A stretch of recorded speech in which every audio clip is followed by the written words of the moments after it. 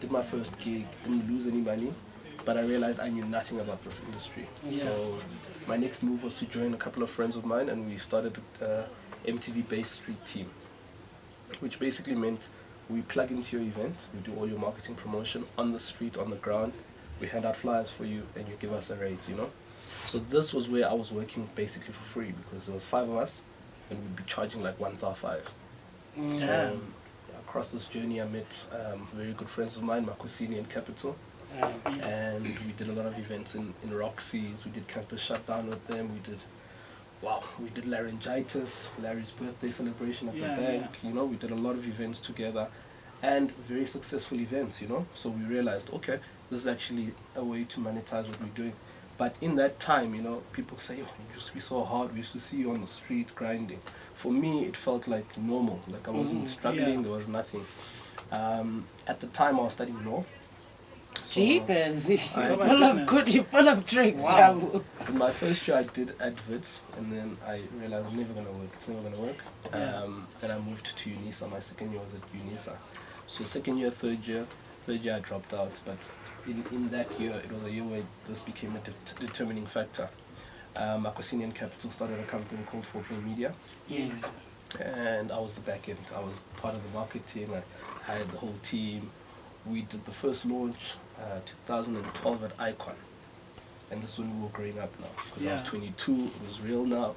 I bought my first car, you know. It was real. And now you've got installments, you've got, you know, responsibilities. They want their money. And so from there we took it more seriously. We started booking bigger artists. We started asking for bigger budgets. We started pushing this thing much harder than we were right there, you know. And unfortunately we got to a point where we split. And in that time that we split, I joined Chris Ngosi and Larry at Cocoon. So my weekend used to be crazy. Chris Ngosi at Cocoon on a Saturday. Friday I used to be at Sway. And Sunday I used to be at Sway. So you're going to sleep when you're dead, right? Basically. Yeah. Okay. I even remember, just going back to the 4Play Media, you guys did 4Play Fest, correct? Yes. That's the first party I ever went to when I arrived in Johannesburg, actually. Crazy. Yeah, I remember what the adverts actually by the lawns. Yeah. And I remember that's where I saw Nomuzi, for example, for the first time on stage. It was really, really cool. It was really cool. Yeah, that was a concept we were building for years, you know. And if I can be controversial, you know, for us to actually do that event, it was after the first Major League Gardens. Yeah. So when we saw the first Major League Gardens, we're like, wow, these guys are actually doing this. We can do it. We can, we have to, you know. So the first one was at Innisfree Park, and the second one was at Wits, you know. Very good events, you know, very good exposure. And as I say, unfortunately we went our separate ways, but that was a really good time for me to learn about this industry. And you know, you see the fake people, you see the real people, you see who's there when it's tough, you see when you lose money, when you make money, who sticks around, you know. And so it was a really good time to assess the game, you know. And as I say, 22, 23, you know, most 23-year-olds were like me. We didn't know where we were going, you know. Yeah. We didn't understand what we wanted to do, but we wanted to, personally, I wanted to work. And so I worked as hard as I could, and you know, there's no sleep, but it's not hard. I don't know why people think it's hard. It's a passion. It's driving you. You don't even know where you're going with it, you know. I was able to meet Chris Katrulis, who owns these clubs, you know. Yeah. And when I met this guy, you know, I told people this was probably the coolest guy I'd ever seen. Like he was standing there and he was just, you know, and he was operating. And I was He looks very like Godfather vibes. Eh? Yeah, He's very like Godfather. He is. And as I say, the first time I saw this guy, I was like, who is this guy? And I was asking everyone, like, why is this guy taken so seriously, you know? And he had 2 earplugs in his ears because, you know, he's not, the sound is too loud. Yeah. But he also is not there to listen. There's so many people talking to him, you know? Yeah. And I remember I saw him leaving and he goes through the back door. And I directly approached this guy and I said to him, I want to work for Taboo. You know, I was lit. I had a couple of tequilas. And I was like, yo, bro, I want to work for Taboo. And he's like, you're never going to work for me. Ever. Forget it. It's never going to happen. Really? Whoa. For real. Jeez. I tease him about it every day now, but he was like to me, bro, you're not serious. You drinking every weekend. It's never going to work. Wow. So I said to him, bro, I'm going to prove you wrong. And yeah, 24th birthday, the guys at Cocoon were like to me, no, you can't keep the full door. We had a discussion with the door and, you know, cash. And I was like, guys, it's my birthday, come on. So they didn't want me to do it, so I went and did my birthday at Vakamata. I used to do events at Vakamata back in the day as well, so it was easy for me to talk to Uncle Jim. Got to Vakamata, and me and Frankie smashed it. We made a crazy event. And from that point on, it's when you start believing in yourself. Yeah. You know, from that point on, I was like... The hype becomes real. So would you say that party was the party that you were like, okay, if I had to say this is when I made it, it was that party? I would say not that party, but it was a time when I could say, I can do this on my own. I don't need other people to actually help me do this. Yeah. This thing is, it's something that I've learned and I'm good at. And Yeah. that party, you know, just from the finances that came out and just from the people that supported my birthday that year, it was crazy. Yeah. And, you know, fortunately, that weekend, the Monday after, Chris called me and said to me, I changed my mind. Yeah. where are you? Come have lunch. Yeah. The rest is history, you know. Just going back to what you're saying, I know there's a lot of young people listening to you right now, and I think there's a very important lesson in what you were saying about you believing in yourself. We live in such a time where everyone wants to be put on. Yeah. And I'm sure you meet a lot of young promoters that come to you and be like, yo, Jabu, put me on. Jabu, I want to 100%. work for you. And what I've learned in my career as well, being a young person who looked up to a lot of people to ask them for advice and mentorship, is that you're never going to make it until you actually believe in yourself and validate yourself that you can actually do this. 100%. Until such a time... You have to show up. Exactly. Until such a time you're like, you know what, I'm the business, I'm doing this. You know, pretend until you make it, or fake till you make it. Fake it till you make it. You know, once you believe in yourself, that's when those who you desire to believe in you actually believe in you. I think when I look at my career, it's so crazy. Like half the time when I started this thread man thing and going around to people in the industry being like, yo, take a look at my site, what do you think? Looking for this validation for them to be like, yeah, it's good, so I could feel great. Yeah. But they told me it was crap. They told me, see, this is actually shit. It's not a good site, it's not going to make it. And I got to a point where I'm like, you know what, screw everyone else. I'm going to do what I have to do. It's not about them. I'm going to focus on my peers. And that was a very important lesson. 100%. And it's something that when we sit together in the office and we talk about this stuff, we talk about, you know, who's making the industry, we really do admire guys like yourself. We admire guys like Major League. You know, we admire the guys who did it against the odds. Yeah. You know, people no one ever thinks you're going to make it. No one ever believes in you. Until you show up, then they're all now your best friends. Yeah. You know? Now all of them love you and all of them. And the nice thing is, you know, with the way I grew up, you know, I don't hold grudges. I can't. It's not in me. I can't get upset. It's not in me, you know. But even in the industry you're in, you can't afford that. 100%. You know, you can't get upset at people for whatever reason. You know, it doesn't allow you to. But for instance, there's a lot of people back in the day who were very mean, very cruel to me. I'll never be like that to them now, you know. And so for up and coming guys, I always say to the guys, you know, there's no one who can put you on. So what are you gonna do? Go into like sit on an island and drink? I wish. No, I really want to push this to go on the move, and I wanna try and expand the brand bigger than what it is right now. So it is also about, for me, I need to go to the next level. It's important that we take it to the next level, and it's important that we do it now. We don't wait. You know. Last year we pushed boundaries. We did an event called Fusion, which was a mixture of Zone 6 and Taboo. And something like that was a game changer for a lot of people. A lot of people were asking, why would you guys do that? And my answer was, we need to do things that are different, push the envelope. People can't, you know, you can't just sit and want to be the same guy that you were last year. You know, Yeah. I was even saying to Solly, we are too comfortable. I want to get uncomfortable. You know, I want to get into a position where things are tough for me, things are hard for me. Because currently, you know, as CEO was saying, so consistently doing so well, I promise you, we don't even need to put out a fly anymore. You know, Taboo is a culture. It is a culture. Taboo is a thing people do. People work Monday to Taboo is a lifestyle. Thursday. Taboo is a lifestyle. We want to turn it into a proper lifestyle. We want to turn it into Vegas. We want to turn it into Monte Carlo, you know.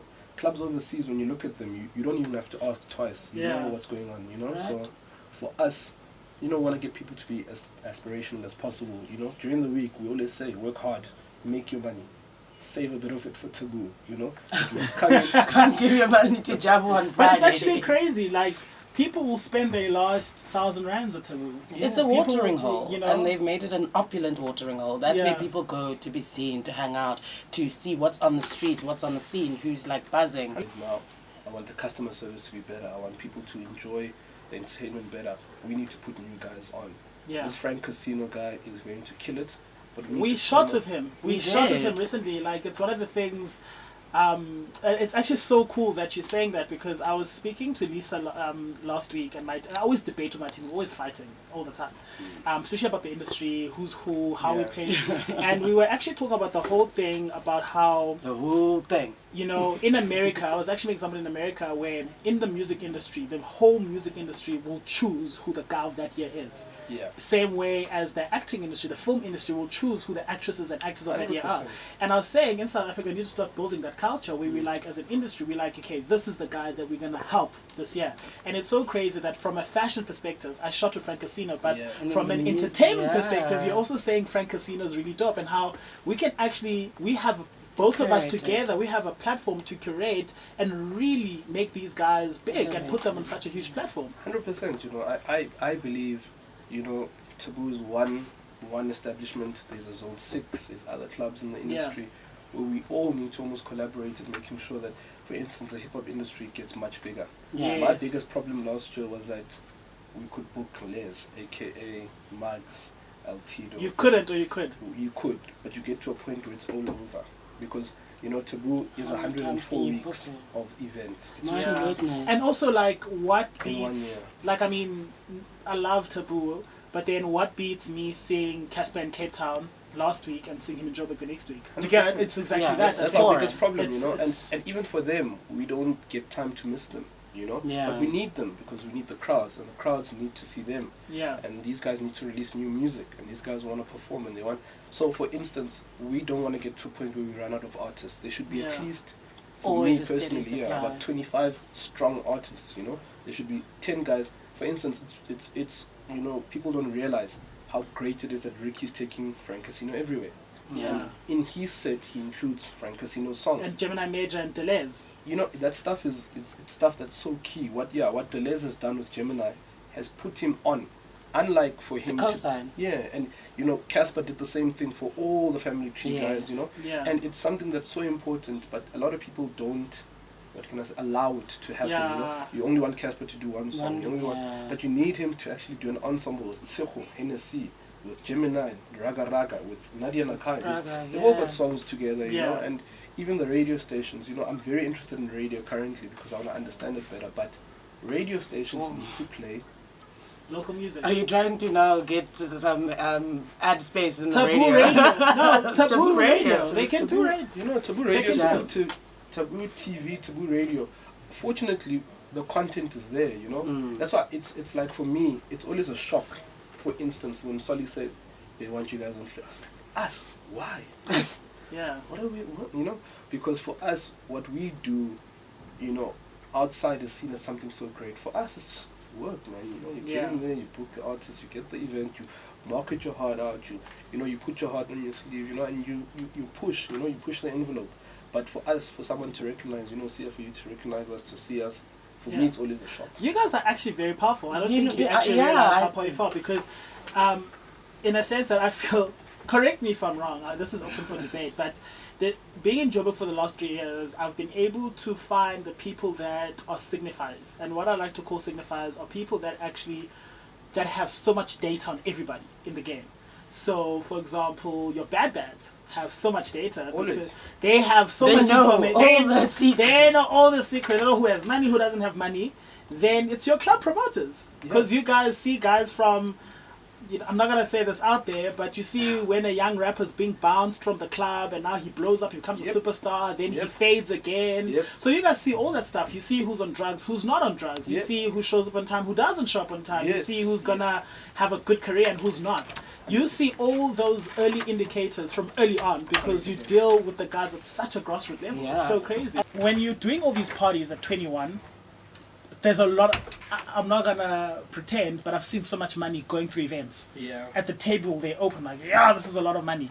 So making all this money at 19, 20, 21, did you ever have a rapper moment where like, you know what, I'm on, and you just blow this cash, you buy bottles, boss up and the girls, you know, and let's not pretend, and the women that now know that you're in the scene, you're popping this bottle, that, you know, tell us about, I mean, right now you work at Taboo, you see a lot of things happen. There's a lot of money, a lot of drugs, a lot of controversies that happen in the space, but you've remained very disciplined. You're very young, you're very focused, you're building a business, you're driving this thing, making all this money at 19. How did you not fade? How did you not fall off? How did you not fall for those traps? Because a lot of people come into the scene and fall and there's off. a lot of young promoters out there that we see, they do one big event and then they all get into the money and the life and then they fade away.